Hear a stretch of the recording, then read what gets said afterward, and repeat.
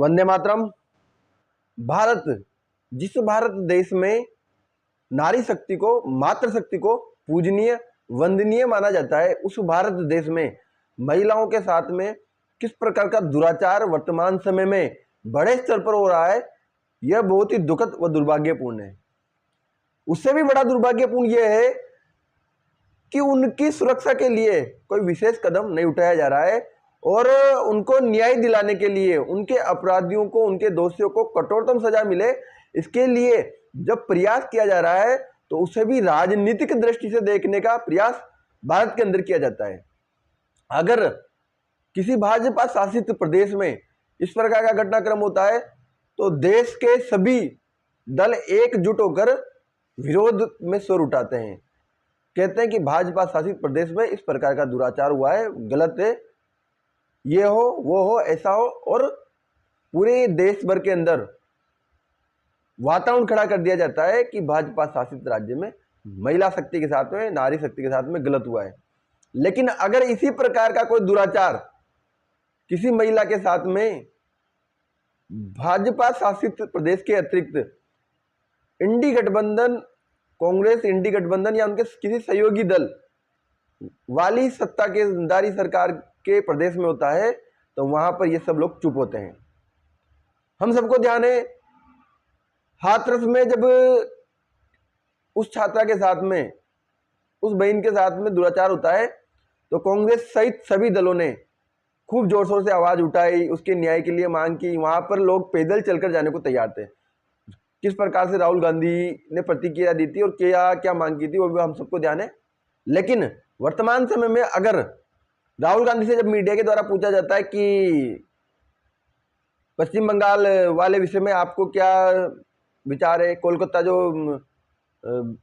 उसके न्याय को लेकर जो आवाज उठ रही है उसमें आपका क्या कहना है, तो वो कहते हैं कि आप इस जगह पर ये बात करने वाला विषय नहीं है, आप जो मेरा अन्य विषय है उसको दबाने का प्रयास कर रहे हैं, ये सब वो बोल देते हैं। किसान नेता राकेश टिकैत क्या बोलते हैं ये भी हम सबको ध्यान है कि एफआईआर दर्ज हो गई, जांच का विषय है, ये अनावश्यक धरना प्रदर्शन क्यों। तो भाई जब किसान आंदोलन हुआ था तब आप जिन किसान कानूनों का विरोध कर रहे थे उन कृषि कानूनों को वापस ले लिया गया था, सरकार ने लागू नहीं किया था। उसके बाद में आप धरने पे क्यों बैठे रहे, हंगामा क्यों करते रहे, आप प्रोटेस्ट लंबे समय तक क्यों कर रहे थे।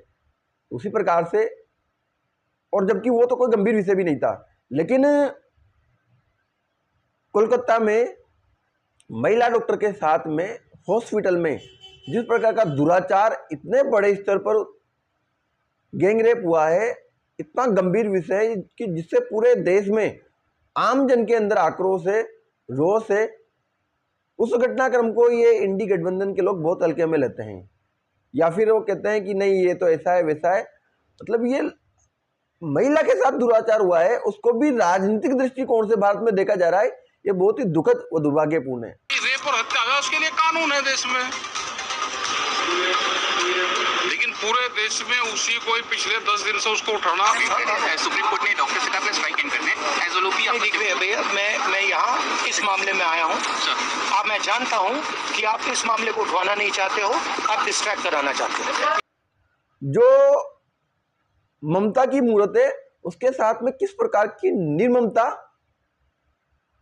एक महिला मुख्यमंत्री ममता की जो सरकार है उनके शासन में हो रहा है, ये बहुत ही दुखद है, दुर्भाग्यपूर्ण है। आप सब मीडिया के माध्यम से देख पा रहे होंगे कि कैसे ये घटनाक्रम घटित होता है। तो वहां पर प्रोटेस्ट को दबाने का प्रयास किया जाता है, वहां पर जिस स्थान पर उक्त घटनाक्रम हुआ था वहां पर साक्ष्य मिटाने का प्रयास भी लोगों की भीड़ के द्वारा किया जाता है। वहां की पुलिस सभी साक्ष्य मिटाने का प्रयास कर रही थी। ये सब घटनाक्रम को देखकर बहुत ही दुख होता है, व्यतीत होता है कि भारत जैसे देश में नारी शक्ति जो पूजनीय है, वंदनीय है, उनके साथ में इस प्रकार का आचरण हो रहा है। क्या केवल पश्चिम बंगाल, कोलकाता या इंडी गठबंधन के शासित राज्यों की नहीं, अपितु मैं तो ये कहता हूँ कि देश भर के अंदर जहां भाजपा शासित राज्य है वहां पर भी 2 साल से लेकर 10 साल और 20 साल किस किस उम्र की महिलाओं के साथ में दुराचार, दुर्व्यवहार, दुष्कर्म, गैंगरेप नहीं हो रहे हैं। हम सब इस चीज को देख पा रहे हैं कि हमारी बहन बेटियों की, बच्चियों की 2 साल कितनी छोटी उम्र होती है। यहाँ तक भी इन दरिंदों के द्वारा देखा नहीं जा रहा है, दुराचार उनके द्वारा साथ किया जा रहा है। लेकिन हमारे देश के जो नीति निर्धारण करने वाले लोग हैं, जो इन विषयों पर नारी सशक्तिकरण, महिला सुरक्षा के लिए सभी एकजुट होकर दल, राजनीति, सरकार, सत्ता, इन सबसे ऊपर उठकर महिला सुरक्षा के लिए कोई ठोस कदम उठाए, इस प्रकार का कार्य करना चाहिए। वह सब लोग, तेरा प्रदेश मेरा प्रदेश, तेरी पार्टी मेरी पार्टी, सत्ता, विपक्ष, प्रतिपक्ष, इन चीजों को उठाने से ही उनको फुर्सत नहीं मिल रही है। देश के आम जनता की जो भावनाएं हैं, महिला सुरक्षा के लिए उनकी जो आवाज है, इस समय पर पूरे देश भर में अलग अलग समय पर इन कुछ दिनों में ही देखने को जो मिला है, तो 8-10 तो मैंने खुद ने जो जानकारी मुझे मिली है मीडिया, सोशल मीडिया के माध्यम से, ये मुझे अभी कुछ 2-4-5 दिन के अंदर ही मिले हैं। और बारीकी से जब देखा जाएगा तो कई मामले इस प्रकार के दर्ज हुए होंगे, इस प्रकार के घटनाक्रम घटित हुए हैं जो बहुत ही दुखद है। भाजपा शासित राज्य है, वहां पर भी अगर कोई घटनाक्रम घटित हो रहा है वो दुखद है। उसके भी सभी दोषियों पर इतनी कठोरतम कार्रवाई होनी चाहिए कि आने वाले समय पर कोई भी दरिंदा, कोई भी दुराचारी हमारी माँ बहन बेटियों पर दुष्ट नजर डालने की कोशिश न करे या किसी प्रकार को करने की कोशिश न करे। इसी प्रकार से इंडी गठबंधन के जो शासित राज्य है, उनके सहयोगी दलों की सरकार वाले राज्य है, वहां पर भी अगर किसी प्रकार की महिलाओं के साथ में दुराचार हो रहा है, विशेषकर जो अभी निर्भया जैसा एक बड़ा घटनाक्रम निर्भया कांड हुआ है, वो बहुत ही मन को व्यथित करने वाला, विचलित करने वाला है कि जो भगवान का प्रतिरूप है, इंसान की जान बचाने के लिए जो अपना दिन रात 365 दिन का समय देने का कार्य डॉक्टर हमारे करते हैं, उस महिला डॉक्टर के साथ में इस प्रकार का दुराचार होता है। लेकिन जब उसके न्याय की बात आती है तो देश भर के अंदर आम जन एकजुट होकर आवाज उठाता है। लेकिन वहीं राजनीतिक पार्टियां, तेरी सरकार मेरी सरकार, सत्ता, विपक्ष, इस प्रकार के बहाने लगाने का कार्य कर रही है। ये बहुत ही दुखद है, दुर्भाग्यपूर्ण है। मुझे लगता है आम जन इसमें जिस प्रकार से एकजुट होकर अभी आवाज उठा रही है, इसको निरंतर रूप से आवाज को उठाए रहना चाहिए। जब तक इस आवाज को उठाना चाहिए जब तक उक्त सभी दोषियों को कठोरतम सजा न मिले। इस प्रकार के घटनाक्रमों पर नियंत्रण के लिए सरकार को, प्रशासन को ठोस कदम उठाने चाहिए। और मुझे लगता है कि सरकार अभी तक इस प्रकार के घटनाक्रमों पर नियंत्रण के लिए जितने भी कानून बनाए हैं, प्रयास किए हैं, सब में विफल रही है। वो चाहे केंद्र की सरकार हो, भाजपा की सरकार हो या अन्य किसी दलों की सरकार हो, उन्होंने जितने भी कदम उठाए हैं वो असफल साबित होते हुए दिख रहे हैं क्योंकि इस प्रकार के घटनाक्रमों पर नियंत्रण नहीं हो रहा।